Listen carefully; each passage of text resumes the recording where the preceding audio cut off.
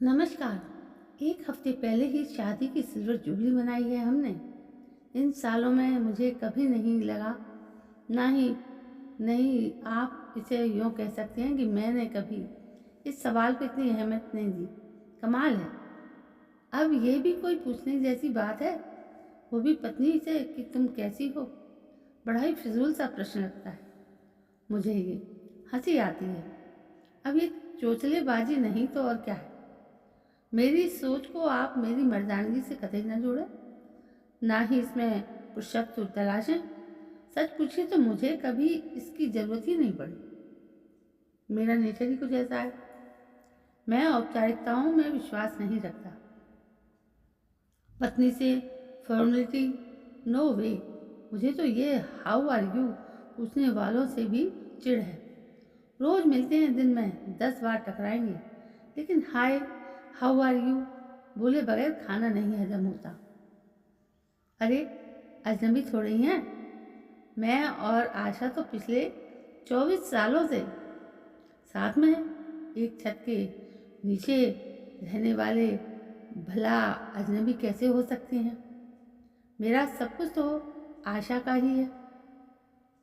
गाड़ी, बंगला, रुपया, पैसा, जेवर, मेरी fix deposit, shares, mutual fund, bank accounts, सब में तो आशा ही नॉमिनी है। कोई कमी नहीं है। मुझे यकीन है कि आशा भी मुझसे ये अपेक्षा नहीं रखती होगी कि मैं इस तरह का कोई फालतू सवाल उससे पूछूं। आशा तो वैसे भी हर वक्त खिली खिली रहती है, चटकती फुदकती रहती है। 50वां सावन छू लिया है उसने, लेकिन आज भी वही फुर्ती है, वही पुराना जोश है, शादी के शुरुआती दिनों वाला। निठल्ली तो वो बैठ ही नहीं सकती। काम ना हो तो ढूंढ कर निकाल लेती है। बिजी रहती है और खुद को भी रखती है बिजी। अब तो बच्चे बड़े हो गए, वरना एक समय था जब वो दिन भर चक्कर घिन्नी बनी रहती थी। सांस लेने की फुर्सत नहीं मिलती थी उसे। गजब का टाइम मैनेजमेंट है उसका। मजाल है कभी मेरी बैटरी लेट हुई हो, बच्चों का टिफ़िन ना बन पाया हो, या कभी बच्चों की स्कूल बस छूटी हो। गर्मी हो, बरसात हो या जाड़ा, वो बिना नागा किए बच्चों को बस स्टैंड पर छोड़ने जाती है। बाथरूम में मेरे लिए अंडरवियर बनियान टांगना, रोज टॉवल ढूंढकर मेरे कंधे पर डालना, और यहाँ तक कि बाथरूम की लाइट का स्विच भी वो ही ऑन करती है। ऑफिस के लिए निकलने से पहले टाई, रूमाल, पर्स, मोबाइल, लैपटॉप आज भी टेबल पर मुझे करीने करीने से सजा मिलता है। उससे चिंता रहती है कहीं मैं कुछ भूल ना जाऊं, ऑफिस के लिए लेट ना हो जाऊं। आलस तो आशा के सिलेबस में है ही नहीं। परफेक्ट वाइफ की परिभाषा में एकदम फिट। कई बार मजाक में वो कह भी देती है, मेरे 2 नहीं 3 बच्चे हैं। आशा की सेहत टचवुड, वो कभी बीमार नहीं पड़ी इन सालों में। सिर दर्द, कमर दर्द आसपास भी नहीं फटके उसके। एक पैसा मैंने उसके मेडिकल पर अभी तक खर्च नहीं किया। कभी तबीयत नासाज हुई भी तो घरेलू नुस्खों से ठीक हो जाती है। दिवाली की शॉपिंग के लिए निकले थे हम। आशा सामान से भरा थैला मुझे कार में रखने के लिए दे रही थी। दुकान की एक सीढ़ी वो उतर चुकी थी। दूसरी सीढ़ी पर उसने जैसे ही पांव रखा फिसल गई। जमीन पर कोहनी के बल गिर गई। चिल्ला उठा था, मैं देख कर नहीं चल सकती, हरदम जल्दी में रहती हो। भीड़ जुट गई, जैसे तमाशा हो रहा हो। आप डांटने में लगे हैं, पहले उसे उठाइए तो। भीड़ में से एक महिला आशा की ओर लपकती हुई बोली। मैं गुस्से में था। मैंने आशा को अपना हाथ दिया ताकि वो उठ सके। आशा गफलत में थी। मैं फिर खींच उठा।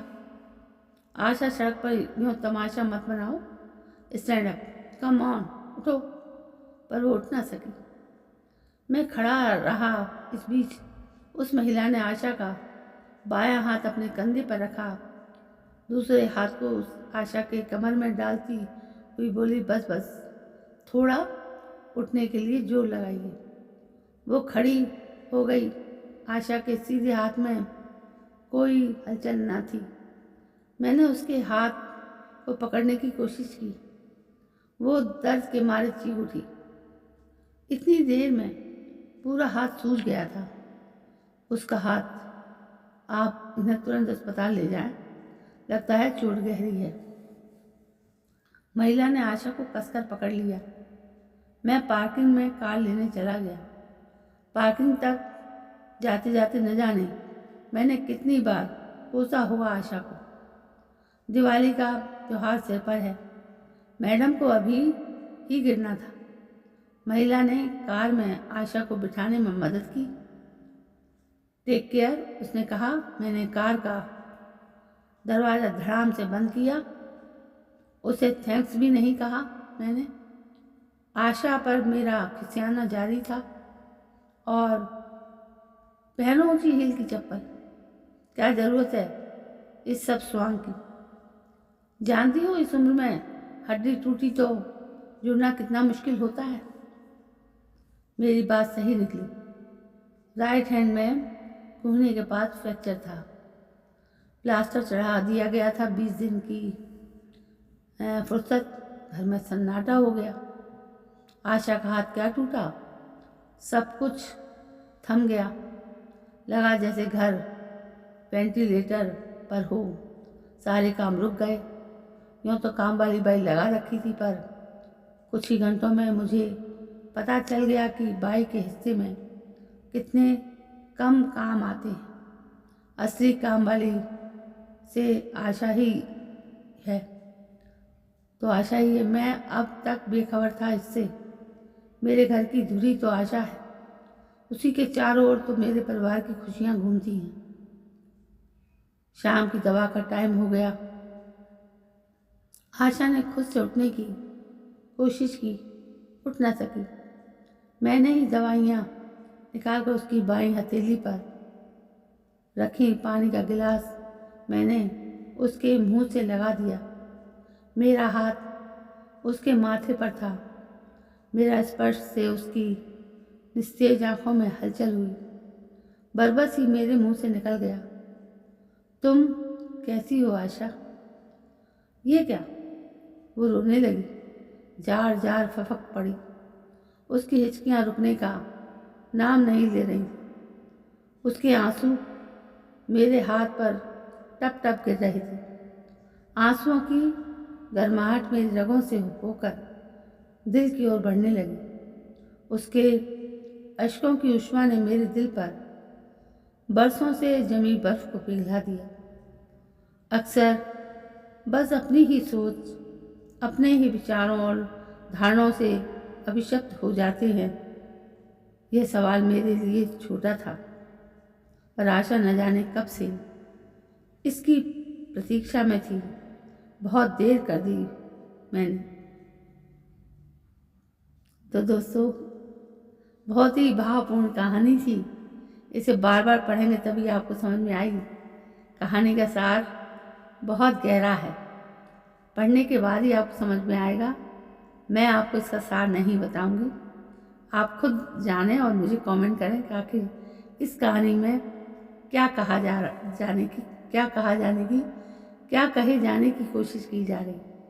दोस्तों, यदि कहानी पसंद आई हो तो प्लीज़ मेरे इस चैनल को सब्सक्राइब करना ना भूलें, जिसका नाम है हमारी कही। कल मैं फिर से एक नई कहानी को लेकर आपके सामने आती हूँ। तब तक के लिए जय हिंद, वंदे मातरम।